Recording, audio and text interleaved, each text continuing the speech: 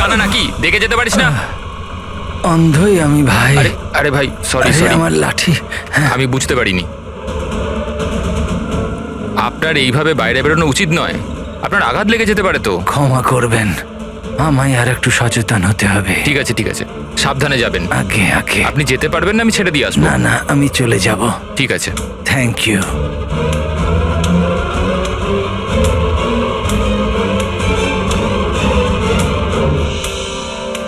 কি হলো রে বাবা, এ ব্যথা করছে কেন?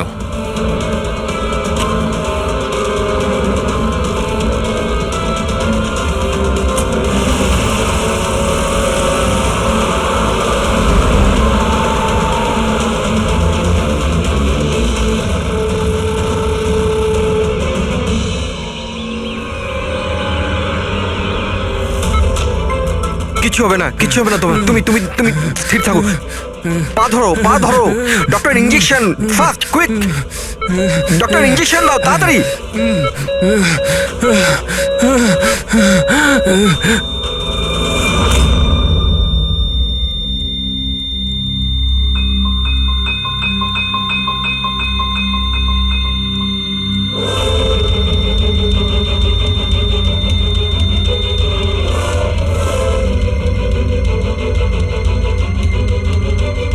ও my god, he is dead. আর এনার মৃত্যু ন্যাচারালও নয়। এবার কি? আমি জানি প্রিয়া, ইটস এ মার্ডার। আমি ডক্টর সালুখেকে এই কেসের ব্যাপারে সব কিছু বলে দিয়েছিলাম। এতক্ষণও তো উনি ফাইন্ড আউট করেই নিয়েছেন যে রমেনের মৃত্যুর প্রকৃত কারণ কি।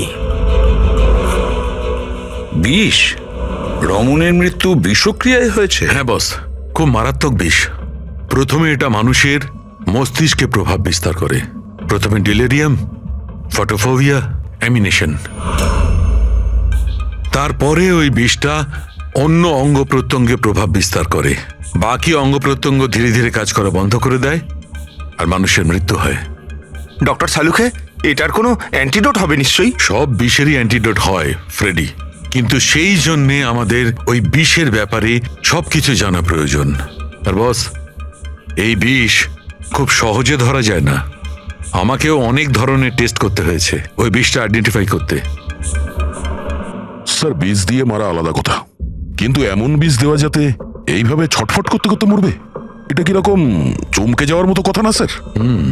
সে যেই হোক, এতটাই ঘৃণা করতো রমনকে যে ও ওকে এরকম সাংঘাতিকভাবে মেরে ফেললো। বুঝে উঠতে পারছি না কে হতে পারে, কে হতে পারে। যে কেউ হতে পারে স্যার। স্যার, ওই রমেনের জুয়োর নেশা ছিল। ক্রিকেট, রেসকোর্ট, সাট্টা, সব রকমের জুয়া। আর এইসবের চক্করে ওর 5 কোটি টাকার ধার হয়ে গিয়েছিল। 5 কোটি? 5 কোটি? হ্যাঁ স্যার, ওর কাছে হুমকি ভরা মেসেজ এসেছিল। ওর ফোন রেকর্ডে এরকম প্রচুর মেসেজ রয়েছে যেগুলো ওকে বুকিজ আর সাট্টার লোকেরা পাঠিয়েছিল। এই দেখুন স্যার, হতে পারে যে এদের মধ্যেই কারুর হুমকি সত্যি হয়ে গেছে হয়তো। বুঝতে পারছি না, কিন্তু যেভাবে মেরেছে স্যার, মনে তো হচ্ছে না কোনো বুকির কাজ এটা। যাই হোক, এদের ডাকতে তো হবেই, দেখা যাক কিছু পাওয়া যায় কিনা। Hello ACP Pradyuman. আচ্ছা, ঠিক আছে।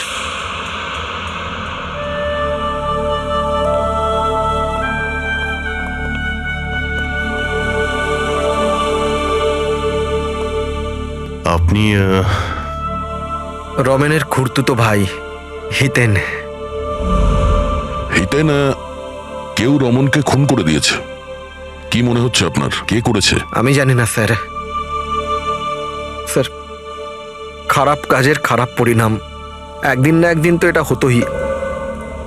এবার কে করলো, কিভাবে করলো, সেটা তো জানি না স্যার। কিন্তু এতজনের সাথে শত্রুতা, এত টাকা ধার, ওদের মধ্যে কেউই হয়তো। স্যার, আচ্ছা, আপনি ছাড়া পরিবারে আর এর কে কে আছে? মা আছে ওর, কিন্তু এখন উনি কোথায় আছেন সেটা আমি জানি না। আচ্ছা ঠিক আছে, আমাদের ইনভেস্টিগেশন এখনো চলছে, তো বডিটা এখন আমাদের কাছেই থাকবে। আপনি আপনার নাম্বারটা ওখানে লিখিয়ে দিয়ে যান, প্রয়োজন পড়লে আপনাকে কল করে নেব। ঠিক আছে স্যার। Thank you.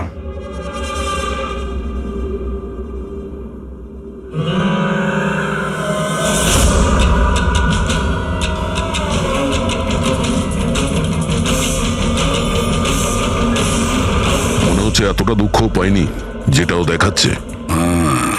বডি নেওয়ার কোনো তাড়াও নেই, যেতে বলার সঙ্গে সঙ্গে চলেও গেল। কিছু জিজ্ঞাসাও করলো না কবে বডি পাওয়া যাবে। গোলমাল আছে, গোলমাল আছে এই হিতেনের মধ্যে, গোলমাল আছে। ওকে দেখে মনে হয় এই কথাটা কনফার্ম করতে যে রমন মারা গেছে কি না। নজর রাখো ওর ওপরে। রমেন, রমেন, আরে বাবা, সাবধানে, সাবধানে। রমেন কি হলো বাবা? রমেন, ম্যাম, আপনি আমার ছেলে রমেন, রমেনের কি হলো স্যার?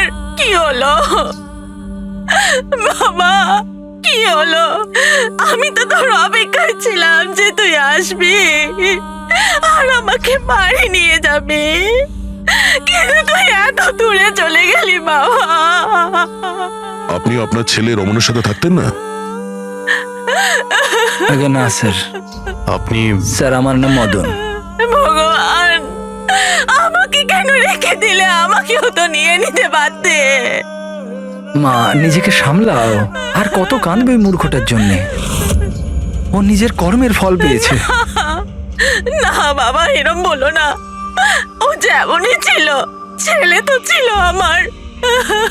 কেন, কি এমন করেছিল ও ওনার সাথে? উনি ওনাকে বাড়ির বাইরে বার করে দিয়েছিলেন, রাস্তায় একা একা ছেড়ে দিয়েছিলেন। কি কারণে?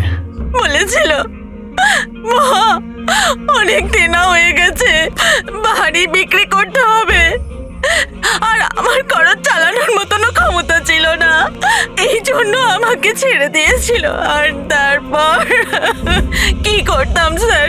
ঠিক করে দেখতেও পাই না, কোথায় যেতাম আমি? ওই জন্য পড়ে রইলাম ফুটপাতে, ক্ষুধার্ত, তৃষ্ণার্ত, সহায়হীন হয়ে। হয়তো ভগবানের দয়া হয়ে গেছিল, তাই সে দেবদূত পাঠিয়ে দিয়েছিল। তার চেহারা তো দেখতে পাইনি আমি, কিন্তু সে আমায় তার সাথে যেতে বলেছিল, আর আমি তার সাথে চলে গেলাম।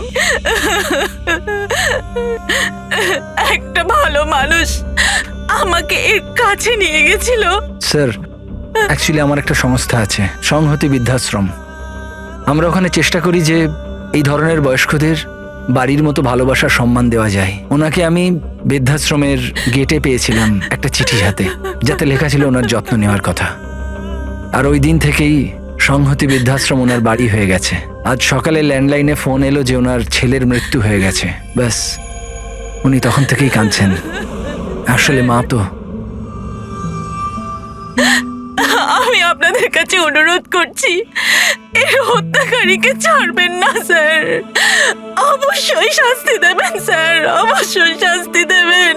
দেখুন ম্যাম, আমি আপনাকে কথা দিচ্ছি, আমরা রমনের খুনিকে ছাড়বো না, তাকে কঠোর থেকে কঠোরতম শাস্তি দেব।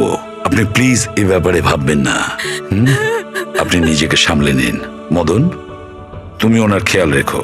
আরো একটা কথা, কোনো কিছুর দরকার যদি আপনাদের পড়ে তাহলে নিশ্চয়ই আমাদের জানাবেন। দারুণ ব্যাপার। সারিকা, হসপিটালের ডক্টরের রিপোর্ট অনুসারে এর হাঁটুতে যে চিহ্নটা পাওয়া গেছে, এটা হয় কোনো অ্যালার্জির আর নয়তো কোনো বিষাক্ত ধরনের পোকামাকড়ের দংশনের চিহ্ন।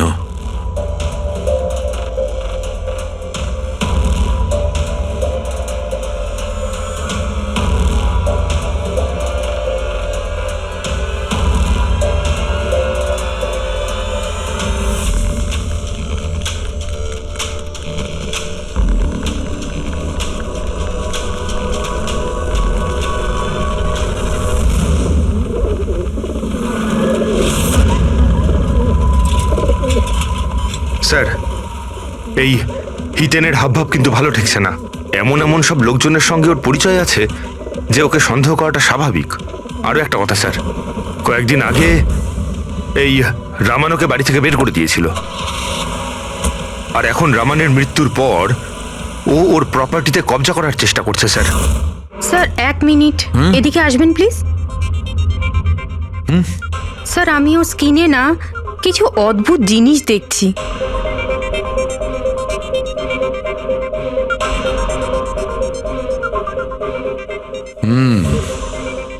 সারিকা, এই যে অদ্ভুত জিনিসটা দেখতে পাওয়া যাচ্ছে, আসলে এটা প্যারাফিন।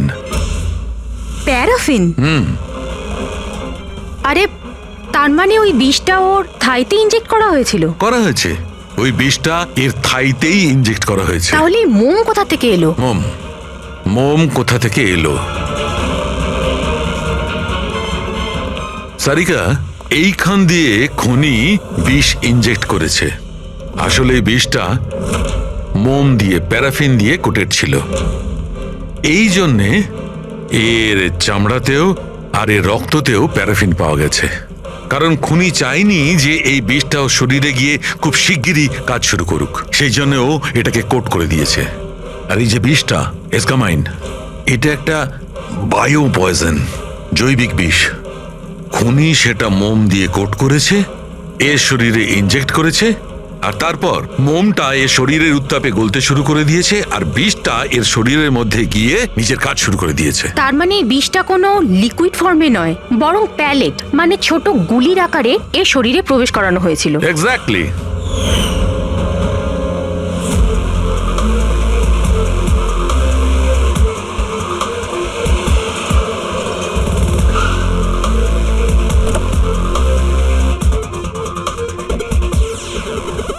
এই হলো সেই কনস্ট্রাকশন সাইট যেখানে রমন ইঞ্জিনিয়ার ছিল। ওর কলিগেরা বলছিল যে এখান থেকে বেরোনোর পরে ওর পায়ে একটু সমস্যা হয়েছিল। কিন্তু এখানে যে সমস্ত ওয়ার্কার্সরা কাজ করে, ওরা বললো যে যতক্ষণ কনস্ট্রাকশন সাইটে ছিল ততক্ষণও ঠিক ছিল। তার মানে যা কিছু ঘটেছে কনস্ট্রাকশন সাইট থেকে বেরিয়ে এসে ঘটেছে, তার মানে এখানেই হয়েছে। এখানে তো আশপাশটা খুঁজে দেখি, যদি কেউ কিছু দেখে থাকে। স্যার আপনারা যান, আমি একটু চা খেয়ে আসছি। মানে ওই চাওয়ালাকে জিজ্ঞেস করে আসছি যে কিছু দেখেছে কিনা। অভিজিৎ, এই বাচ্চাটা কনস্ট্রাকশন সাইটের সামনে কাগজ বেচছে, ওকে কিছু জিজ্ঞাসা করি।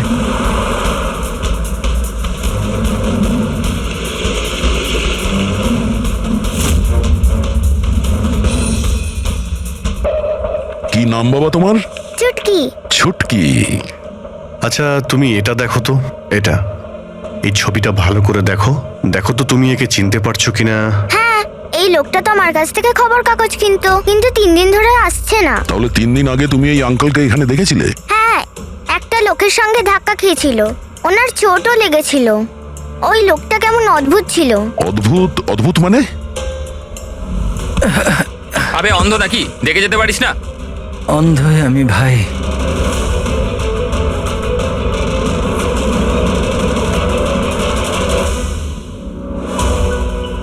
কি হলো ভাই, এত ব্যথা হচ্ছে কেন?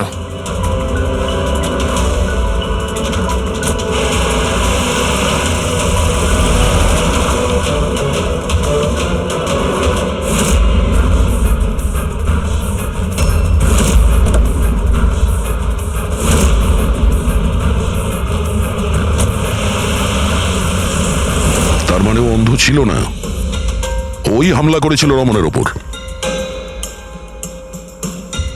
আচ্ছা এটা বলো তো যে ওই আঙ্কেলকে তুমি চিনতে পারবে? তুমি কি ওকে ঠিক করে দেখেছিলে? না। আচ্ছা ওই গাড়ির নাম্বারটা মনে আছে? না আঙ্কেল, ওই আঙ্কেলকে গাড়ি চালাতে দেখে আমি অবাক হয়ে গেছিলাম, এই জন্য গাড়ির নাম্বার মনে নেই। কিন্তু কি হয়েছে আঙ্কেল? ইঞ্জিনিয়ার আঙ্কেল ঠিক আছে তো?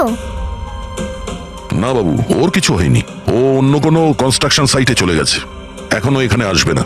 Thank you. হ্যাঁ, তুমি এখন নিউজ পেপার বিক্রি করছো, তুমি স্কুলে যাবে না?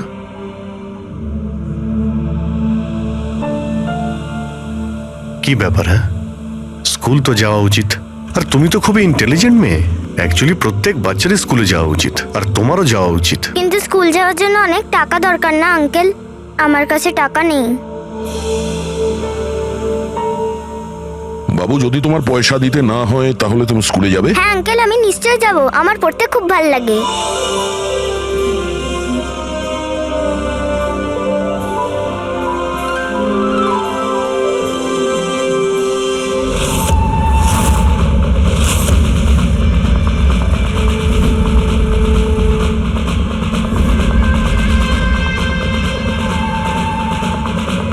সমীর, এবার তোমার পালা।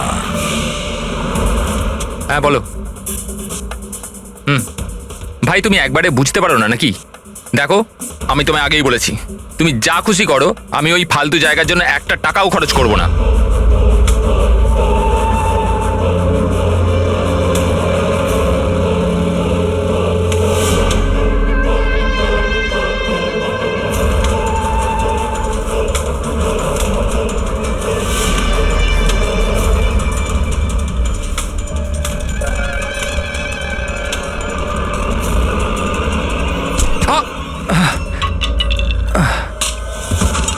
ওই দেখতে পার, আমার আমার লাঠি। Sorry sorry sorry sorry sorry I am sorry এই তো লাঠি। I am sorry, extremely sorry. আপনার কোথাও লাগেনি তো? আপনি ঠিক আছেন তো? আমি আপনাকে কোথাও ছেড়ে দিই?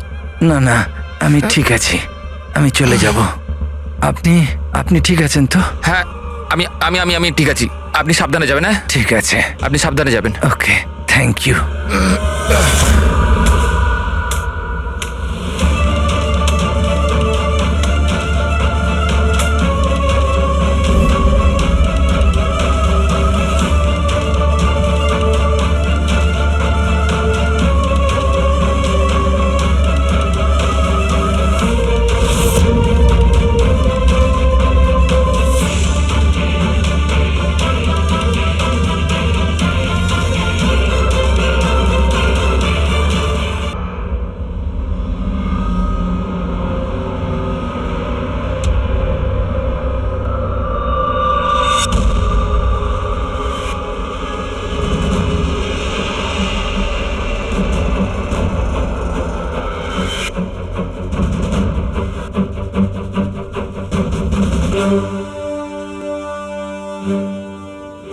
হ্যাঁ শাহরুখে, কি জানতে পারলে? বস, এই লোকটাকে যে বিষটা দেওয়া হয়েছে সেটাও কোনো গাছ থেকেই তৈরি করা হয়েছে। কি, এটাও কোনো গাছ থেকে? হ্যাঁ বস, কিন্তু এটা কি ধরনের বিষ সেটা সারিকা এক্ষুনি জেনে যাবে। এই বিষটার নাম রিকিউনিস কমিউনিস, আর এই বিষটা আগের বিষটার থেকেও অনেক বেশি বিষাক্ত আর ভয়ঙ্কর। রিকিনেস, এটা কোনো গাছের নাম নাকি? হ্যাঁ ফ্রেডি, এটা একটা গাছের নাম। আর বস, এটা কোনো সাধারণ গাছ নয়, সহজে পাওয়া যায় না। আর খুনি যে কেউ হোক, বস ওর গাছপালা সম্পর্কে খুব ভালো জ্ঞান আছে। হ্যাঁ হ্যাঁ, সেটাই তো হওয়ার কথা এই গাছের ব্যাপারে। তাই তো। কিন্তু স্যার, এই খুনটার কারণ কি হতে পারে? আমরা তো রামানের খুনের কারণ জানি না, সমীরেরও না, আর দূর দূর পর্যন্ত এদের নিজেদের মধ্যে কোনো সম্পর্কও ছিল না। স্যার, সমীর আর রমনের মধ্যে একটা জিনিস তো খুবই কমন। কি? মাই গড, তাহলে এটাই সেই সূত্র যেটা সমীর আর রমনকে যুক্ত করে? তাহলে কি দুজনে একই ভুল করেছে? হ্যাঁ স্যার, রমনের মতো সমীরও তার বুড়ো ক্যান্সার আক্রান্ত বাবাকে বাড়ি থেকে বের করে দিয়েছিল। ওদের ব্যাপারে জিজ্ঞাসাবাদ করতে গিয়ে আমাদের এমন একজনের সঙ্গে আলাপ হয়, যিনি সমীরের বাবাকে খুঁজতে সাহায্য করলেন আর এই কেসটার একটা দিকও খুলে দিলেন। সে কে? স্যার, ইনি doctor Dinesh. Hello sir. Cancer সেন্টারের এইচওটি।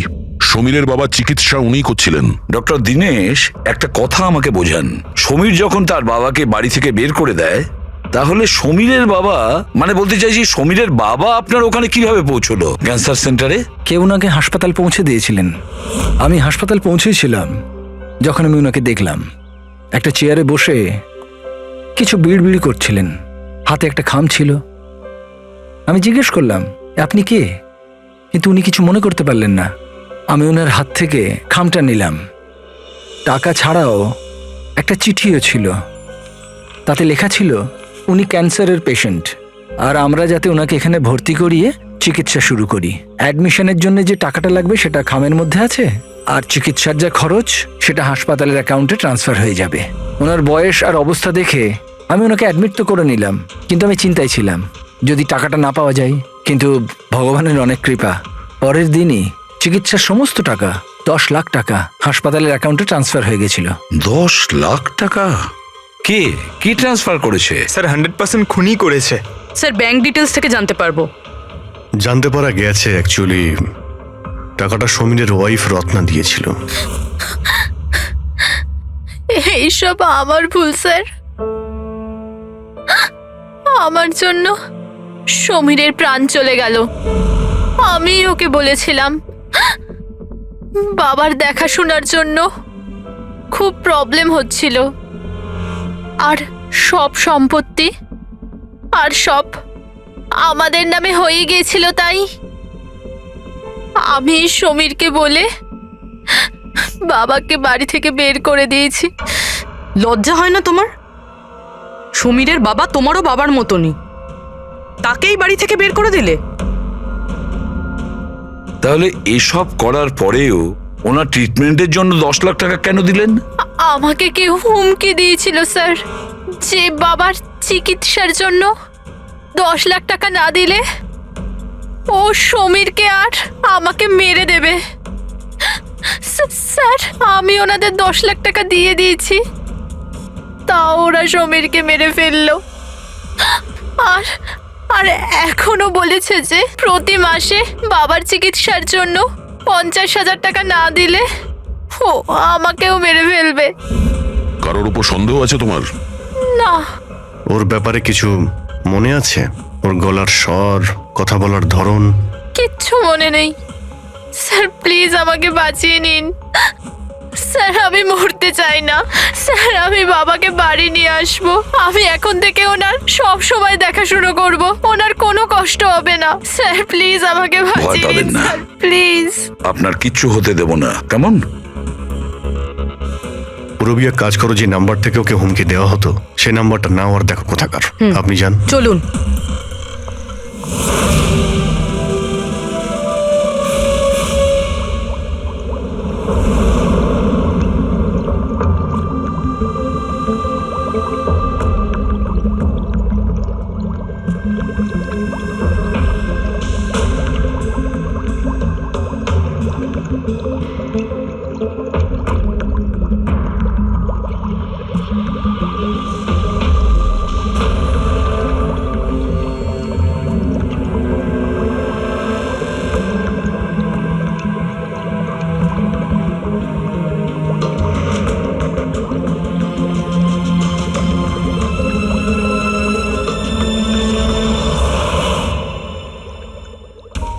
স্যার, আমরা এতগুলো অ্যান্টিডোটস বানিয়েছি, কিন্তু এটার কি নিশ্চয়তা আছে যে খুনি এর মধ্যেই কোনো একটা বিষ ব্যবহার করবে?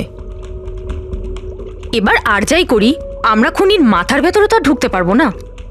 তোমার কথাটা একদম ঠিক সারিকা, কিন্তু একটা কথা ভাবো, খুনি এই গাছগুলো থেকে বিষ বার করে ব্যবহার করছে। এই গাছগুলো থেকে আগেরটা থেকে আরো বেশি বিষাক্ত প্রত্যেকবার। আমাদের সব সময় প্রস্তুত থাকতে হবে। জানি না পরের বার কোন ধরনের গাছের বিষ কাকে প্রয়োগ করবে, জানি না কার ওপর, কবে, কখন, কোথায়, কোন ধরনের গাছের জানা নেই।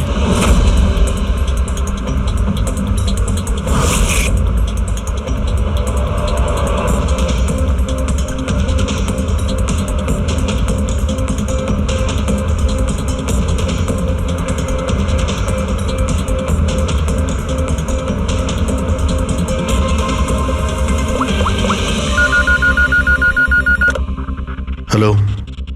হ্যাঁ হ্যাঁ পুরবি বলো। স্যার, সেই ফোন বুথটা যেখান থেকে খুনি রত্নাকে খুনের হুমকি দিয়েছিল সেটা ওই বান্দ্রা রেল স্টেশনের কাছেই। Bandra railway station?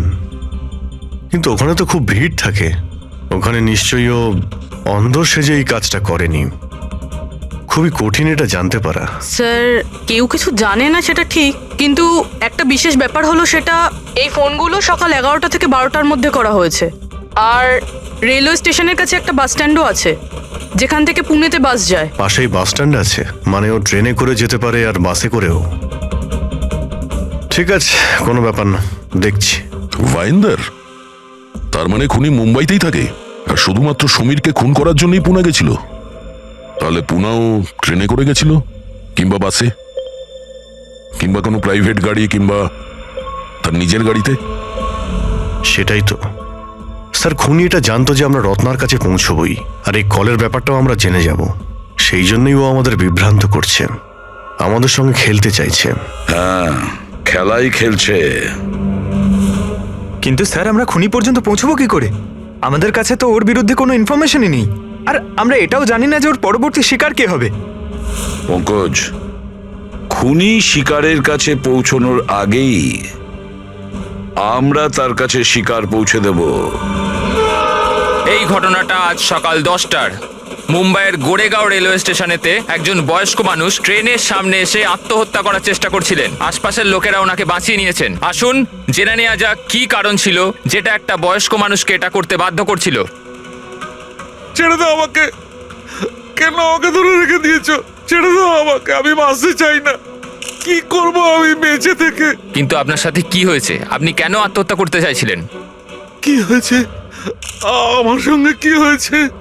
আমাকে আমাকে আমার একমাত্র ছেলে বাড়ি থেকে বার করে দিয়েছে ধাক্কা মেরে। আমি আমার ছেলেকে এত আদর যত্নে বড় করলাম, আর ও আমাকে ধাক্কা মেরে বাড়ি থেকে বার করে দিল। এটা তো খুবই দুঃখের কথা। এ কি অবস্থা আমাদের আজকালকার সমাজের। আপনার ছেলে কি করেন? কাজ করে, স্কুলে যায়। টিচার বুঝি? না, পড়াশোনা করে, স্কুলে পড়াশোনা করে। এখন 8 বছর বয়স। হ্যাঁ, কি বললেন আপনি? কি বললাম আমি? আপনার ছেলের কত বয়স হলো? কত বছর বয়স? আপনি যে বললেন 8 বছর বয়স। আমার ছেলে 8 বছর বয়স মাত্র আমাকে ঘর থেকে বার করে দিল। আমি মরেই যাব।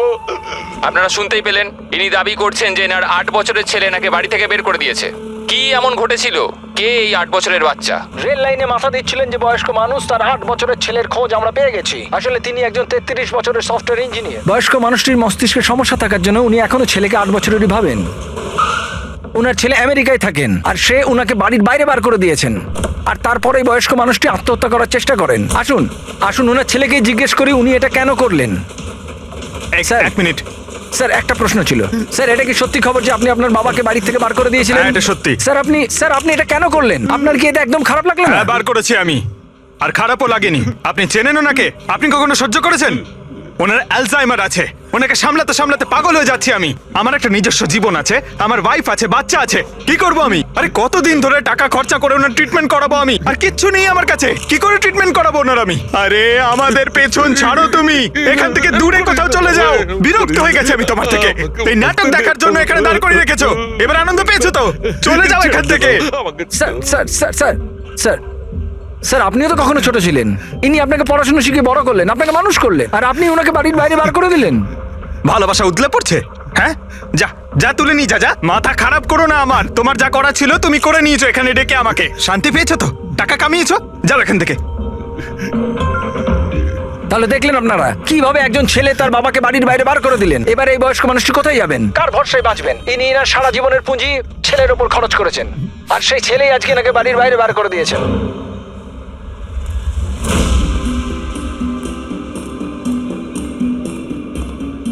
সুন্দর সুন্দর বেলুন আছে, বাড়ির বাচ্চাদের জন্য নিয়ে যান। বেলুনওয়ালা এসে গেছে, বেলুনওয়ালা। এই যে ম্যাডাম, বেলুন বেলুন নিয়ে নিন, নিয়ে যান। হ্যালো, বেলুন বলবেন, বেলুনওয়ালা। বেলুন বেলুন নিয়ে যান, বেলুন। বেলুন নেবে নাকি বাবা? বেলুন নিয়ে যাও। নেবে বেলুন? বেলুন বেলুনওয়ালা, বেলুন বেলুন নিয়ে যান।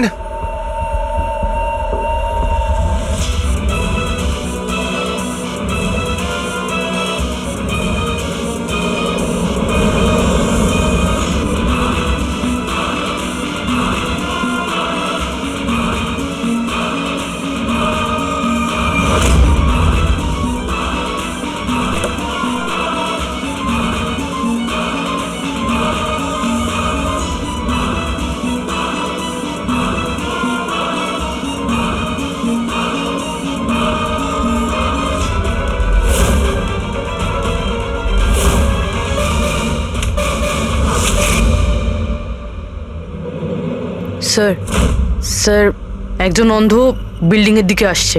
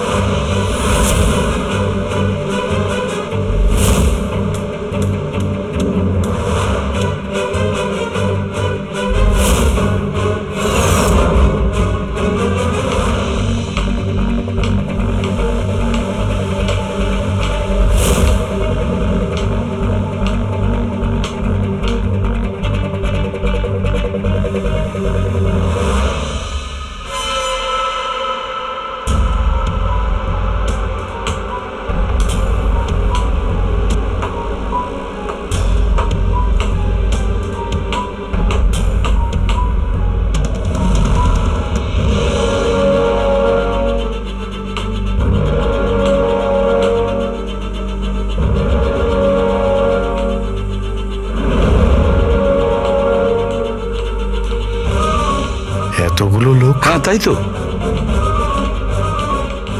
স্যার এতজন অন্ধ একসাথে? আমরা তো একজন ভেবেছিলাম, এখানে তো 8-10 জন বেরিয়ে গেছে। মনে হচ্ছে এটা ওদের চাল। আপনারা যাবেন কোথায়? এক মিনিট সরে যান, আরে, সরে যান, সবাই সরে একসঙ্গে যান। এখানে কি হ্যালো, করে যান। এলেন? আরে কি করছেন এখানে আপনারা? আরে সবাই একসঙ্গে, কি হয়েছেটা কি? হ্যাঁ কি হয়েছে? এখানে চোখের ফ্রি চেক আপের ব্যবস্থা করা হয়েছে। সম্পদ বলল, মানে ওই আমাদের এখানে ডেকে এনেছে। দেখুন এখানে কোনো ক্যাম্প হচ্ছে না, আর আপনাদের এই খবরটা কে দিয়েছে বলুন তো? ওই তো ডেকেছিল আমাদের এখানে।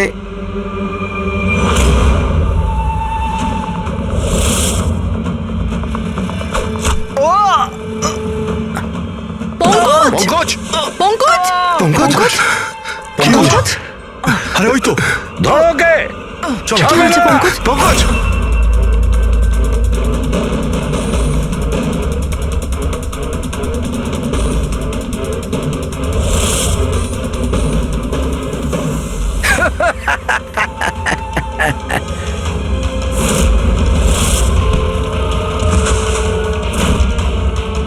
হ্যাঁ,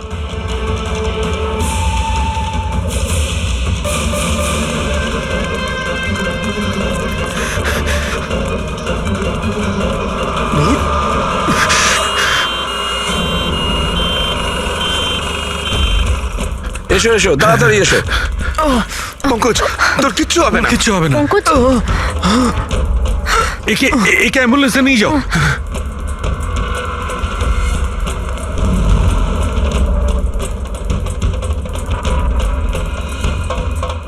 পঙ্কজ পঙ্কজ তোর কিচ্ছু হবে না। পঙ্কজ সারিকা এ নাও, বিষটা জানার চেষ্টা করো। বিষের সন্ধান না পাওয়া গেলে আমরা অ্যান্টিডোট দিতে পারবো না। পঙ্কজ Fast, আমাদের fast. কথা শুনতে পাচ্ছ? পঙ্কজ শুনতে পাচ্ছে না, ওকে ঘুমোতে দিও না। আই উইশ আমাদের কাছে অ্যান্টিডোজটা আছে, না হলে ওকে আমাদের হসপিটালে নিয়ে যেতে হবে। অ্যান্ড আই এম শিওর এই বিষটা আগের বিষটার থেকে অনেক বেশি সাংঘাতিক। সারিকা একটা কাজ করো, ন্যাশনাল বায়ো সেন্টারকে ফোন করো আর ফোনটা আমায় দাও।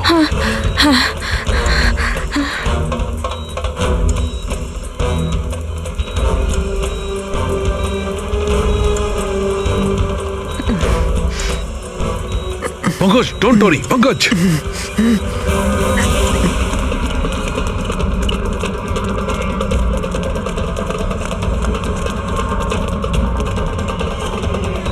স্যার ও মাই গড, এটা হতে পারে না। বস, ওর তো বিষটাই পাল্টে দিয়েছে। কিন্তু স্যার আমাদের কাছে এতগুলো অ্যান্টিডোটস আছে, একটা তো অন্তত কাজ করবে। কোনো কাজ করবে না বস, এটা গাছের বিষই নয়, ও বিষটা পাল্টে দিয়েছে। এবার কি হবে সালুকে? কিছু একটা করো। পঙ্কজ পঙ্কজ কিপ ব্রিদিং, সব ঠিক হয়ে যাবে। হ্যাঁ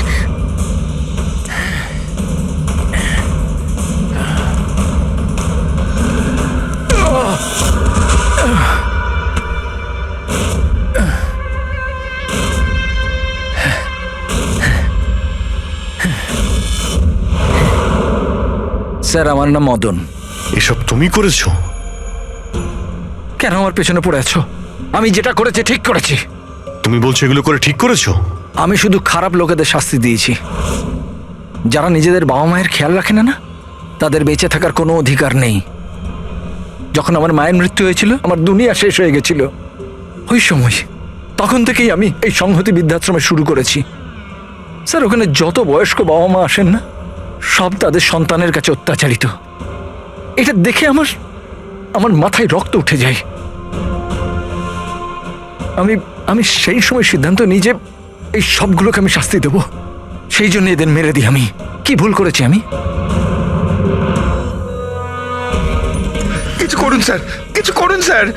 কিচ্ছু করতে পারবো না যতক্ষণ না ওই বিষটা কম্পোজিশন জানতে পারছি। ফ্রেডি, আমরা কিচ্ছু করতে পারবো না। যদি ভুল অ্যান্টিডোট দেওয়া হয় তাহলে আরো বেশি ক্ষতি হবে ভাই। স্যার স্যার পঙ্কজের অবস্থা তো খারাপ হচ্ছে আরো। স্যার পালস পড়ে যাচ্ছে, হসপিটাল নিয়ে যেতে হবে। হসপিটালে স্যার কিচ্ছু হবে না, আমাদের এত সময় নেই টেস্ট করার মতো। যতক্ষণ এই বিষটা অ্যান্টিডোট পাচ্ছি। পঙ্কজ হ্যালো, হ্যাঁ স্যার, হ্যাঁ স্যার, ধরা পড়েছে স্যার। খুনি মদন। হ্যাঁ বিষ, হ্যাঁ আমি জানছি স্যার। কখনো জানতে পারবে না তোমরা, কখনো জানতে পারবে না তোমরা। ওরা শাস্তি পাবে, ওরা শাস্তি মদন, পাবে। গাড়ি! আরে ও নো, মদন মদন মদন তাড়াতাড়ি অ্যাম্বুলেন্স ডাকো, তাড়াতাড়ি। না স্যার, কোনো লাভ নেই। আমার কাজ হয়ে না, গেছে মদন, স্যার। মেনে নিচ্ছি তুমি ওদের সাথে যা কিছু করেছো ঠিক করেছো, কিন্তু তুমি যাকে ওই বিষটা দিয়েছো ও নির্দোষ, ও নিরপরাধী, ও কিচ্ছু করেনি। ওই বিষটা কি বলো? হ্যাঁ BTX। স্যার, ওই বিষটার নাম BTX স্যার। সালুখে ওই বিষের নাম হলো BTX। ঠিক আছে পঙ্কজ, কিছু হবে না। নার্ভাস হয়েও না, কিছু হবে না। দেখো কিছু হবে না। ওকে চোখ বুঝতে দেবে না। মদন, ব্যাস হয়ে গেছে, হয়ে গেছে। You will be alright. আর পঙ্কজের কিচ্ছু হবে না, কিচ্ছু হবে না। Welcome my boy. ভয় পেও না, কোনো ক্ষতি হবে না তোমার। তুমি মানুষ হিসেবে সত্যি ভালো ছিলে, কিন্তু যা করেছো তা খুবই খারাপ। এই তো চলে গেল অভিজিৎ, কিন্তু যাই হোক এর ওই বৃদ্ধাশ্রমটাকে বন্ধ হতে দেব না।